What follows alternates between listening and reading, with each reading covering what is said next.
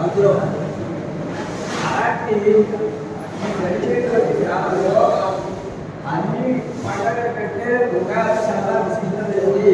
అందులో సనాతన సముదాయంలో అనే పండుగలు ఒక్కొక్క దానికి ఒక్కొక్క కారణం. ఈ ఉగాది అనేది యుగాది అని యుగముంటే నక్షత్రం కనుక ఇలా రకరకాలుగా చెప్తూ ఈ పర్వతం నాడు ఎన్నో వేరేటువంటి పనులు జరిగాయి. అది ఇది ప్రతి సంవత్సరం మనకి చైత్ర మాసంలో చేసుకోవడం సంప్రదాయం అయినప్పటికీ కూడా ఋతువులు గతంలో ఉండేటువంటి శిశు ఋతువులో ఉండేటువంటి ప్రకృతి స్వభావం వసంతంలో వచ్చేటప్పటికి 100% తరగతిగా మారిపోతుంది. చెట్టు అనేది మూడైపోయిన చెట్టు అనేది చికిత్సి మనసుకి ఆహ్లాదం కలిగించేటువంటి వాతావరణంలో ఈ ఉగాది ప్రవేశిస్తుంది. ఉగాది ఎప్పుడైతే ప్రవేశించిందో వెంటనే వసంత నవరాత్రులు మొదలవుతాయి. అందుకోసం కాలంలో ఉండే మార్పులో మనకి చైత్రకి వసంతకు చైత్ర మాసంలో వచ్చే వాటికి అలాగే భగవంతుల శిశుత్వంలో వచ్చే వాటికి ఉండేటువంటి ఆ భిన్నత్వం ఆ మార్పు మనకి తీర్చడం కోసం శిశుత్వ చెట్టు దూరైపోయినటువంటి సమయంలో ఆ పార్వతీదేవి తపస్సు చేస్తూ ఆ శివుని ఆరాధన వెళ్ళి భక్తగా చేసుకోవడం కోసం ఆయన తపస్సులోనే ఉన్నాడు. ఆ సమయంలో మంగళుడు వచ్చేటప్పటికే మొత్తం మనమంతా వికసించిపోయింది. ఆ వికసితమైనటువంటి వాతావరణం మనసుకి ఆహ్లాదం కలిగించాలి. మనసుకి ఆహ్లాదం ఉంటేనే ఏ పనైనా జరుగుతుంది. మన ఊళ్ళో ఈ కార్యక్రమాలు చక్కగా జరుగుతున్నాయంటే కారణం పూర్వం ఉండేటువంటి పెద్దలు చేసేటువంటి పుణ్యం దరిద్రమైన కార్యక్రమాలు ఎవరైనా శివారాధన చేస్తున్నారో కోటేశ్వరరావు గారు చెప్పారు. ఇది పరంపర నాది పరంపర ఆయన చెప్తారు. ఎట్లానే మతనాథంగా వాయువేగా వస్తారు కదా మొదలనాలి. ఈ ఊరు ఎక్కడైతే కనిపిస్తాయో వాటి ఇంట్లో ఎక్కువ తెలుసో తెరలో శివారాధన చేశారు. ఇంటి దగ్గర భరించిన 7 గుర్రాలు ఉన్నాడు, పడికెట్టే గుర్రాలు. ఇంటికి వెళ్తే పక్కన మంచి ఆడాడు ఉన్నాడు. ఈ ఉండే లక్షణాలు ఎవరైతే ఇంటి దగ్గర అయితే ఉంటాయో వాటితో శివారాధన ఫలితం. ఇది అప్పటితో ఆగిపోకుండా పరంపర కొనసాగించాలి. ఈ పరంపర ఎప్పటి మనకి ప్రపంచానికి పట్టణంతటి పేరు సంపాదించిన జగన్నాథ పండితుల దగ్గర నుంచి మనకి అది అంశంగా ఉంటుంది. మనం గొప్పవాటి గురించి చెప్పుకుంటున్నాం, మన పథకాలు చెప్పుకోవాలి. వేదం అదే చెప్తుంది. అందుకోసం ఆనాడు పండితురాయ కాలం నుంచి ఆ మఠ ఎక్కడికి వచ్చేటప్పటికి అభినవ పండితురాయ కూడా ఉమామహేశ్వరి ఇవ్వలేదు. ఆయన తీసుకొస్తా తిరిగితే ఒక 17-20 మంది కూడా ఉన్నాయి. కానీ అందులో కూడా మన వాడిని అడగదు. ఆ కాలంలో శ్లోకం శాస్త్రి గారు ఎవరు చెప్పారు? సాక్షాత్తు వెంకటరామ స్వామి అభినవ ఆత్మస్తంభ సాగస్తంభ ఆయన చదువుకున్న శిష్యుడు గారి దగ్గర వచ్చాయి. ఆయన చెప్పారు తిరుమల వాడు కూడా తెలవదు, నేను రెడ్డి శాస్త్రి గారి శ్లోకం చెప్పుకున్నాను అని. చేత ఆ ఊళ్ళో ఉండేవాడు కూడా నదులు కూడా ఉంది. నదులుగా పుట్టినతో చిన్నగా ఉంటాయి, కొంచెం పెద్ద అవుతాయి. సముద్రంలో చేస్తే చాలా పెద్దగా విషయాలు అయిపోతాయి. అలా వాడు ఎక్కడికో వెళ్ళడం సంపాదించినవాడు ఇవన్నీ ఊరుకోకుండా వాడు వాళ్ళ నియమాలు పాటిస్తూ అలాగే దక్షిణామూర్తి సత్యాస్తుడు అలాగే ఒక కాలంలో వచ్చేసరికి రామూర్తి గారు అలాగే గుప్తా గారు నారాయణ మోహన్ గారు వేదం ఇలాగా అందరూ కూడా దాంట్లో దగ్గర భాస్కర్ గారి చేస్తారు. అలాగే వీళ్ళంతా ఆయా స్థలాల్లో ఉంటూ వాడ యొక్క తపశక్తి చేత మనం ఇవాళ ఈ పరిస్థితిలో ఉంటూ సత్కర్మలు చేయడానికి సత్కర్మాచరణ చేయడానికి ఇవి ప్రేరేపడుతున్నాయి. అసలు వేదం చదువుతున్నాడు ఉంటుంది ఎవరు లేరు అంటే ఉపనిష రామస్వామి సమయాన్ని గారు ఆయన పూర్తిగా వాయించాలంటే కానీ అసలు ఎవరు లేదంటే అసలు వస్తుంది. పైగా ఉంటాడు పరీక్ష ఆ విజయంగా అవకాశం. అందుకోసం ఏది లేదంటే ఇక్కడ లేదు. ఎవరో వచ్చి పాఠం పెడితే అది ఒక ఆయన చెప్పడం కాదు. ఈ ముంగటి వచ్చి పాఠం పెడితే చెప్పడం కాదంటే అవమానం. అది గౌరవ గారు ఆయన చెప్పులు చూడాలంటే పదం కలిసి అదే లేదు అదే అనుకున్నాను. అందుకే నేను చక్కగా కాకపోతే చాలా ఆ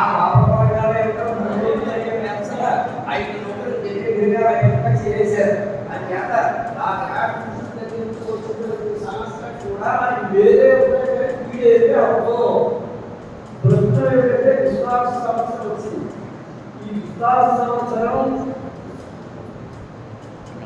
వస్తుంటే రకం అసలు విశ్వాసంతో అయిపోయినాడు అందరూ ఇంట్లో చెప్తాను చేసింది. ఆ రూపాయల్లో కొన్ని సూత్రాలు చెప్తూ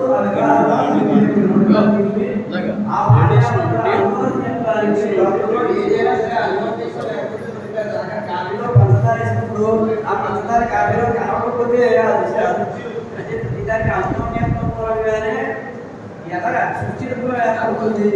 అది ఆహ్లాదకరమైన వాతావరణానికి అనుకూలం అవుతుంది. అందుకోసం ఇలాంటివన్నీ విశ్వాసం మాకు తెలియడంలో కూడా కొన్ని చోట్ల వస్తుంది. అసలు పెళ్లికాని వాళ్ళు ఎవరైనా ఉంటే గంధర్వాహనం మాత్రం ఉంటుంది. అది విశ్వాసమే. నేను కోరుకున్న అమ్మాయి నాతో పెళ్లి చేయను వాడు మాత్రం కట్టుకున్నాను. అందుకోసం ఆ విశ్వాసనామ సంవత్సరం అందరికీ కూడా బంగారుమయమై బంగారు విలువైన అంతకంటే కావాల్సిందే ఉంది.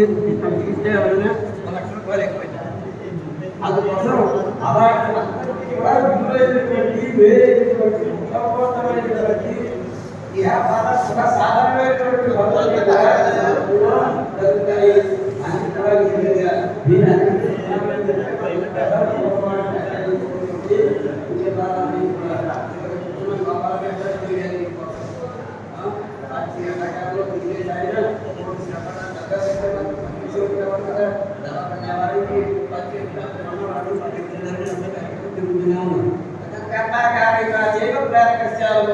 చేసేవాడు వేయించేవాడు పెంచేవాడు సహాయించేవాడు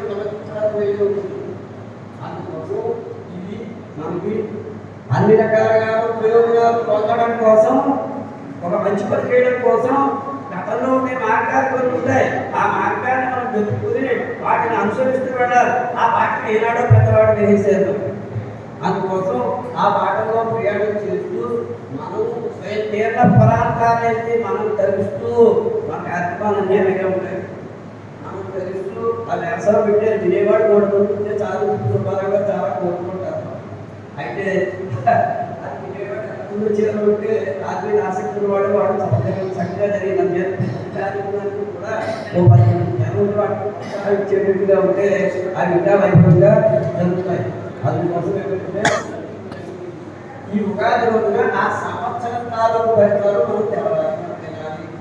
ఈ సంవత్సరం తాలూకు ఫలితాలు తెలుసుకుని ఇందులో ఎక్కడైనా కొంచెం ఏదైనా చెడ్డ జరిగినట్టున్నా ఆ చెడ్డని తప్పించుకోవడం కోసం ఇలాంటివి మనం ప్రణాళిక వేసుకుని మనం ఆ చెడ్డను తప్పించుకొని ఆ కష్టాల మధ్య రాకుండా ఉండడం కోసం తగిన ప్రయత్నం చేసుకోవాలి. అందుకోసం ఉగాది నాడు పంచాంగ శ్రవణం చేయాలి. పంచాంగ శ్రవణం చేయాలంటే దాంట్లో ఎందుకు పంచాంగం చదవాలి అంటే శ్రీ కళ్యాణ గుణాలహం రిపుహరం దుస్వప్న దోషాపహం గంగా స్నాన విశేష పుణ్య ఫలదం పుణ్యం ఆయుర్వర్ధన ఉత్తమం శుభకరం. ఇది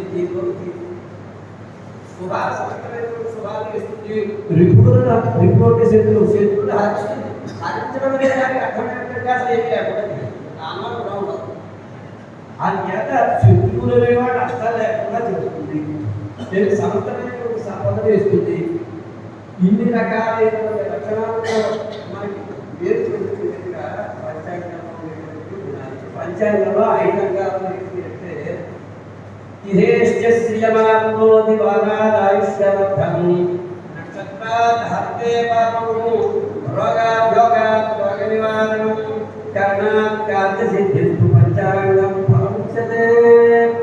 తిథి వార నక్షత్ర యోగ కర్మము ఇవి 5 అవయవాలు కూడా ప్రతిరోజు విధిగా సంధ్యావందనం చేసేటప్పుడు మనం ఒకసారైనా చదవాలి.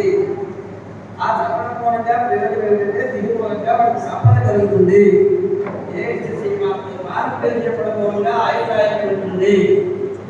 ఆ కర్ణం చెప్పడం మూలంగా కాచింది కలుగుతుంది. యోగం చెప్పడం మూలంగా రోగం పోతుంది. నక్షత్రం చెప్పడం మూలంగా పాపాన్ని నచ్చుతుంది. అందుకోసమే 5 నుండి పంచకం తిన్నదని చెప్పి ఇది ఈ 5 లక్షణాలు కూడా మనకి వేరు చేస్తాయి కనుక ప్రతి వాటి కూడా ఆయా కర్మలు చేసేటప్పుడు సంకల్పంలో విధిగా ఈ 5 కూడా చెప్పవలసిందే. ఇక్కడ ఈ సంవత్సరాలు మనకి 60 సంవత్సరాలు ఉన్నాయి. అదృష్టం ఏంటంటే 60 సంవత్సరాలకి పేరు కూడా ఉన్నాయి. ఈ 60 సంవత్సరాలలో ఈ విశ్వాసం అనేటువంటిది 39వ సంవత్సరంగా చెప్పారు. అయితే 5 సంవత్సరాలు ఒక గుర్తుగా నిర్ణయించారు. వాటినే కొండ వేదంలో చెప్తాడు. సంవత్సరోసి పరివత్సరోసి ఇదావత్సరోసి ఇత్వత్సరోసి వత్సరోసి ఈ భాగాలు చేశారు. ఈ 5 భాగాలు అయ్యాక మళ్ళా తిరిగి మొదటి భాగం వస్తూ ఉంటుంది. ఏంటంటే రక పునరక మరణం పునరక జననం పునరక జననే జగదేశీనం. సంసార చక్రం ఎలా తిరుగుతుంది అంటే ఈ కాలచక్రాన్ని అనుసరించి తిరుగుతుంది ఎప్పుడూ కూడా. అందుచేత తిరగడం అనేది తప్పదు. ఈ తిరగడంలోంచి తప్పించుకోవడమే మోక్షం. అందుచేత ఈ పంచాంగ పఠనం చేసినా పంచాంగ శ్రవణం చేసినా వీటికన్నిటికీ కారకుడైనటువంటి వాడు కంటికి కనిపించిన పరమేశ్వరుడు ఉన్నాడు. ఆయన ఎప్పుడు కూడా మనం నిరంతరం ఆరాధించాలి.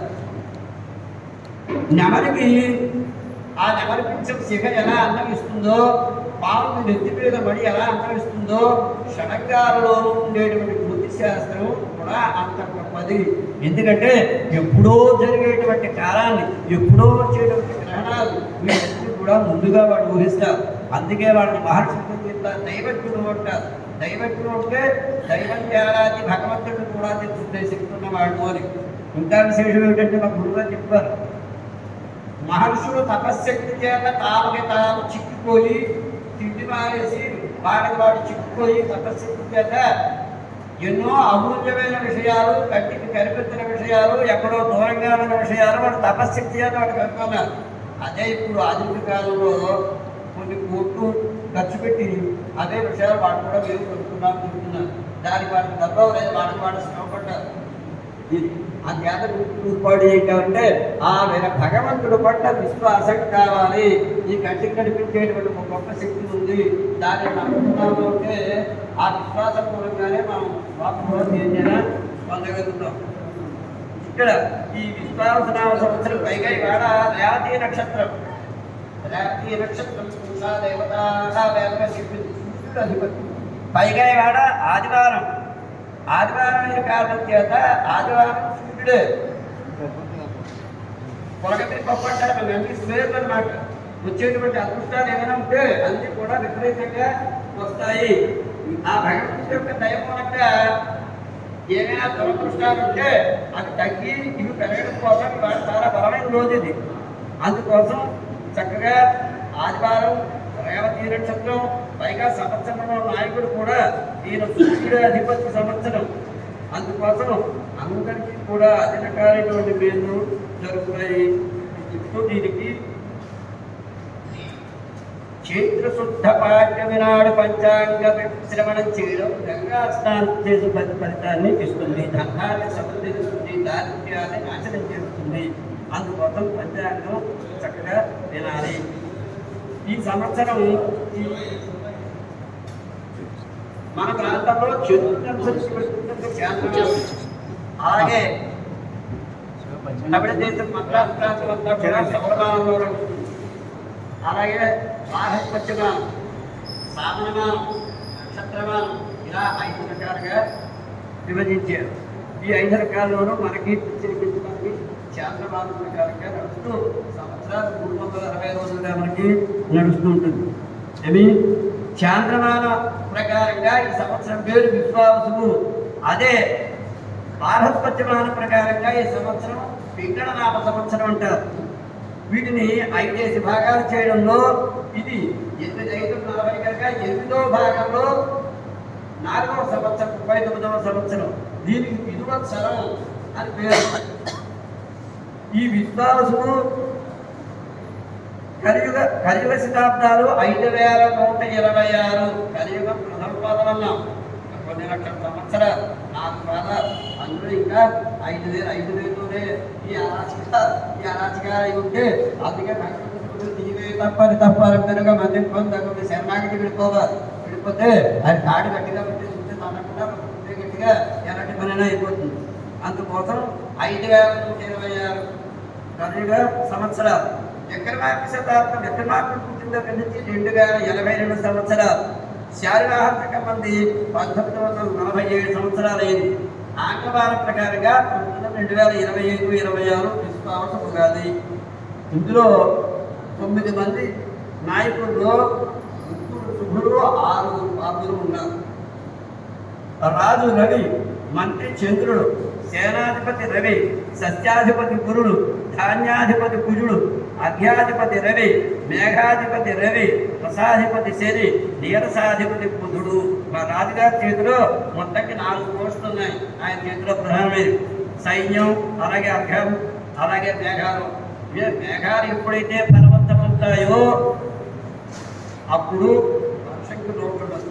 వర్షంకి ఎప్పుడైతే లోటుండదో పంటలు పండుతాయి. పంటలు ఎప్పుడైతే పండుతుందో ప్రజలంతా సుఖంగా ఉంటారని చెప్పి చక్కగా ఉన్నాయి.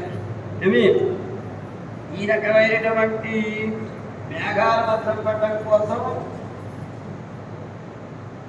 భూమస్తోని శరీర వలన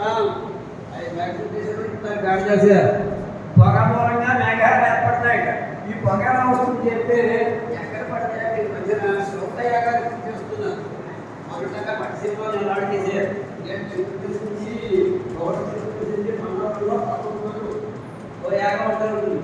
అది చక్కటి యజ్ఞ భూమి కావాలి. మానవుడు వర్గంలో 5 రకాలైన యజ్ఞాలు చేయాలి. వాడు చేసేటువంటి సూచనలు మనందరికీ ప్రయోజనాలు అవుతాయి.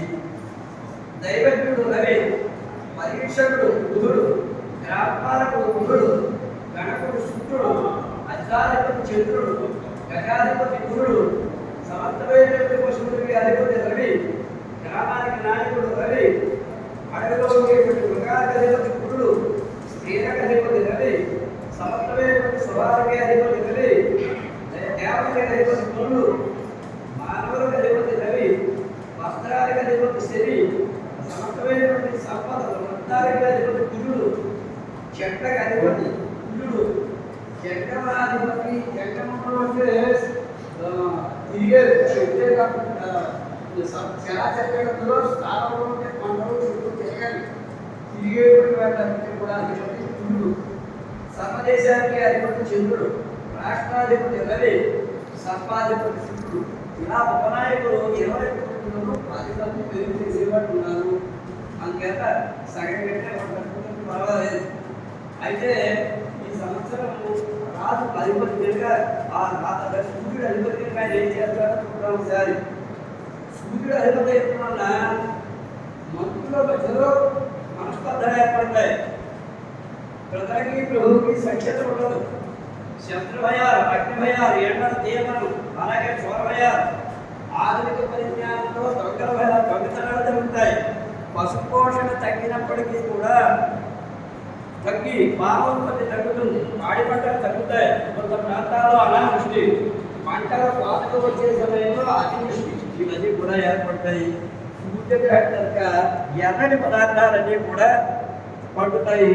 మిర్చి, అలాగే ఎర్రధాన్యాలు, గోధుమలు, ఇవన్నీ కూడా ధరలు పెరుగుతున్నాయి. మామిడి కూడా అలాగే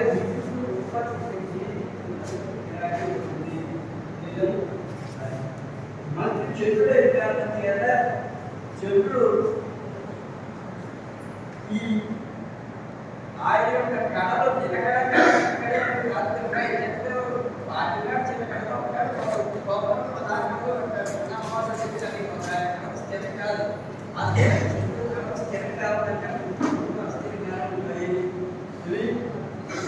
ఆయన ఆశ కావాలంటే చేస్తారు. చేత అందుకే చేరు తయారీ పని చేరుతుంటే మార్పు చేరు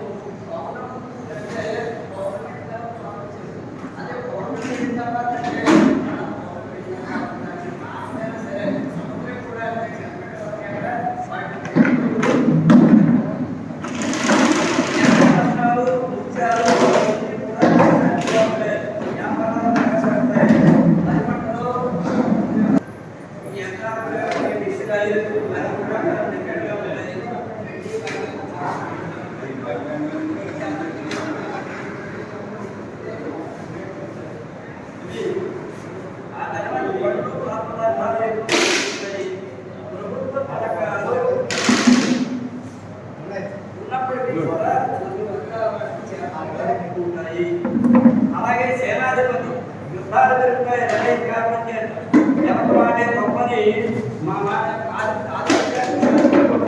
యుద్ధాలు చేస్తారు.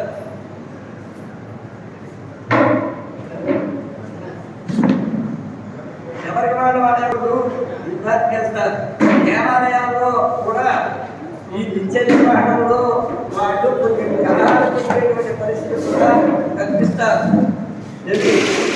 ప్రతిపక్షాల వాళ్ళ యొక్క నిరసన ఎక్కువయ్యి వాళ్ళు మన యొక్క బలాన్ని కోరుకుంటునే ధర్మమాత్రాన్ని తప్పించేటువంటి ప్రయత్నాన్ని వాళ్ళు కూడా చేస్తారు. శాస్త్రజ్ఞులు తమ యొక్క పరిశోధన ద్వారా వేరే ఏమిటిగా చేస్తారు. సైనిక ఉద్యోగానికి కొంచెం ఎక్కువ రద్దీగా ఉంటుంది. సరిహద్దు దేశాలతో అప్రమత్తంగా ఉంటారు. అలాగే అర్ఘాధిపతి కూడా రమేష్ చేత అతివృష్టి ఉంటుంది. అనావృష్టి ఈ రెండు కూడా సిద్ధులే. విశ్వాసంలో అతివృష్టి అత్యాసరాచారాలు ఈ 6 విశ్వాసంగా వర్షం పడకపోతే పట్టలు పడ్డావు. అలా విపరీతంగా పడితే పట్టలు పడిపోతాయి.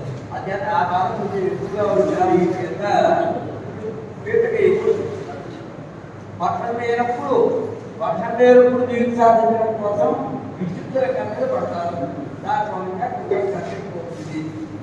ఇలాంటి వాటిని సాధించుకోవడం కోసం మానవుడు తన మేధా సంబంధించి వ్యక్తులు తన యొక్క ఆలోచనలు పెట్టుకుంటాడు. అలాగే అసాంఘిక శక్తుల యొక్క కార్యకలాపాలు ఎక్కువగా ఉంటాయి. ఆఖరి బాధలు ఉన్నా లేకపోయినా పద్ధతితో స్త్రీగా వస్తుంది. అడుగులేని వాడు యాచకులకు పోయిపోతారు. వేరుశనగా మిర్చి కెంపు ఆయన దక్షిణాంధ్ర కెంపు ఇవన్నీ కూడా ధర పెరుగుతాయి. గులాబీ పంటలు మంచి లాభాలు ఇస్తాయి. ఇవన్నీ కూడా రాష్ట్రం దేశం కూడా అభివృద్ధి మార్గంలోనే ఉంటుంది. ఆయన కారణం సస్యాధిపతి కారణం చేత పచ్చడి ధాన్యాలన్నీ పచ్చడి భూములు ఫలిస్తాయి. పసుపు పంట చాలా విరివిగా పడుతుంది. చక్కటి ధరలు ఉంటాయి. గోధుమ శనగలు కూడా పడుతాయి. పచ్చదొన్నలు ఫలిస్తాయి. పత్తి చర్మం పిండి బంగారం తగిన వాటి వాడక కూడా పెరుగుతుంది. విదేశాలకు ఎగుమతులు పెరుగుతాయి. పక్క దేశాల నుంచి మనకు వచ్చేటువంటి వస్తువులు నకిలీ వస్తువులు వచ్చి అటువంటి పాటించేటువంటి మనం ఉంటుంది. నచ్చబడి ధనం పెరిగి అర్థవ్యస్తమయ్యే పరిస్థితులు కూడా వస్తాయి. అత్యంత మోసకరమైన సంఖ్య పెరిగి ఉంటున్నాయి. మేఘానికి అధిపతి రవి. ఎందుకంటే అధిపతి ఎప్పుడైతే మేఘాలు పెరిగాడో మేఘాల్లో ఆయన లాగేస్తారు. అందుకోసం ఒకవేళ ఆయన రాకపోతే అది దృష్టి ఈ మేఘాలు కట్టకట్టాలుగా ప్రాంతంలో పడడం చాలా మేరకు ఒక ప్రాంతం పోయినా ఇంకో ప్రాంతంలో తీసుకోవడం అది ఒకసారి గంట వృష్టి ఎక్కువగా ఉంటుంది. ఒకవేళ వర్షాలు తక్కువైతే మేఘాలు సృష్టించి వర్షాలు తప్పించుకోవడం కోసం తగిన ప్రయత్నం చేస్తారు. ధనంతో తప్ప మనుషులతో భార్యపడికి ఉండదు. నమ్మకాలే ఉండవు. ఎంతటి వస్తువులకి గిరాకీ ఉంటుంది. అలాగే ధాన్యాలు ఇవ్వడం చేయడం కనుక ఎంతటి భూములు పడతాయి. భూములు అంటే ఎక్కడ పంటలు ఆ పంట ప్రాంతాన్ని పండుతాయి. ముందుగా ధాన్యాలు మెట్ట పంటలు మనకి అపరాధ పంటలు బాగా పడుతున్నాయి. మందులో లేకుండా పడుతాయి. అలాగే కంద పెట్టడం ఎర్రలో ఉంటాయి. కందాలి అవన్నీ పడుతాయి. ధరలు పెరుగుతాయి. చెరకు గాలి కూడా ధరలుగా ఉంటాయి. ఇవి గాలి ప్రతి శాతం కలిసినవే ఎక్కువైపోతాయి. ఇది దుస్తుల్లో కూడా మనం ధరించే దుస్తుల్లో కూడా చాలా ఆధునికత ఉట్టిపడి ఆ దుస్తులు కట్టుకున్నామో లేదో తెలియని పరిస్థితుల్లో విజ్ఞానం పెరుగుతుంది. బట్ట మీద వ్యామోహం పెరుగుతుందంటారు. అంచేత బట్టల పరిస్థితులకే వాటికి ఎక్కువగా ఉంటుంది. రసాధిపతి శరి అయిన కారణం చేత ముందుల ధరలు పెరుగుతాయి. అలాగే అసాంఘిక అరాచక శక్తుల యొక్క ప్రభావం ఎక్కువగా ఉంటుంది. శక్తి ప్రభావం మీద ఇరుగు ధరలు పెరుగుతాయి. గృహ నిర్మాణం కొంచెం ఖరీదులు ఎక్కువ ఉంటాయి.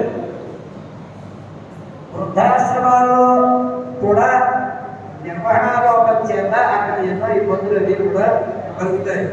అందుకోసం మన ఆయన ఎవరు చెప్తున్నారు. దేవుడు ఎవరు ఉంటేట ఆ చిన్నప్పుడు ఎక్కడికో పుణ్యక్షేత్రం పెడితే ఆ తండ్రి చూపిస్తాడు. ఆ తండ్రిలో దేవుడు ఇప్పుడు అదిగోనే చూపిస్తాడు. కానీ వాడి వాడు కూర్చుని కూర్చుని వాడే దేవుడు జ్ఞానం పొందిన వాడు చెప్పుకుంటాడు కదా వాడికి ఉండదు. అందుకోసం మనకి జన్మ వచ్చినటువంటి వాడిని అది కనీస ధర్మం, ఇది కాదు కనీస ధర్మం. ఇది చేయకపోతే దాని మనకి ఏంటంటే అంతాలు తర్వాత సంతానం ఓ అప్పుడు మనం ఆయన కూడా ఇలా చేసేది కనుక కొంత వయసు మనకు కూడా ఇలా చేయాలని బాబు ఈ కాలంలో తెలివితేటలకి ఇలా వెళ్తున్న వాడు వెంటనే మనకు 50 40 దాటిపోయేటప్పటికీ అక్కడ పడేసే పరిస్థితులు వస్తాయి. అందుకోసం మనకి జన్మనిచ్చినటువంటి వాడిని సేవ చేయడం అంటే కనీస ధర్మం. పొద్దున్నే అయితే మహాన కట్టుకుంటామో స్నానం ఎలా చేస్తామో అలా చేయడం బాధ్యత కోసం కాదు కోసం కాదు అది చేయవలసిందే. ఇవన్నీ కూడా కరెక్ట్గా జరగాలి. అయ్యో చేత ఈ వృద్ధాశ్రమాల్లో కూడా వాటి యొక్క నిర్వహణ లోపాల చేత అనేక ఇబ్బంది పడుతుంటారు. దేవాలయాల్లో అవినీతి దౌర్జన్యం ఎక్కువగా ఉంటాయి. అలాగే అన్యాయంగా బాధ్యతలు చేసుకోవడం, మార్గాయుధాలు సృష్టించి వాటి భూమిని అన్యాయం చేసుకోవడం ఇవన్నీ కూడా ప్రసాదానికి శరీర కారణంగా జరుగుతాయి. నియమసాధనకు కుదురవడం చేత పట్టణాలలో వస్తాయి. సుగంధ వ్యాధిగా ఉంటారు. కుదురుగా పెసలు బాగా పడుతాయి, పెసలు బాగా ఉపయోగిస్తారు. మధు పానీయాల వినియోగం పెరుగుతుంది. విద్యార్థులు చదివేటువంటి చదువులో తప్పుడు మార్గాన్ని అన్వేషిస్తారు. విద్య పొందడం కోసం ఈ బుద్ధి మందకిస్తుంది. అంతేకాకుండా చేపల పరిశ్రమలు, కోట పరిశ్రమలు, పాల ఉత్పత్తులు ఇవన్నీ కూడా అభివృద్ధి మార్గంలో ఉంటుంది. చేసే పరిస్థితికి ప్రతిఫలం ఎక్కువ ఆశిస్తారు. పనికి తగ్గ ప్రతిఫలం కాదు, పనికి చేసిన దానికంటే ప్రతిఫలం ఆశిస్తారు. అందరూ కూడా ఇతరుల సహాయం మీద ఆధారపడ్డాకే ప్రీతి చేస్తారు. దానికి ఏమైతే మహారాజుగా ఉంటుంది.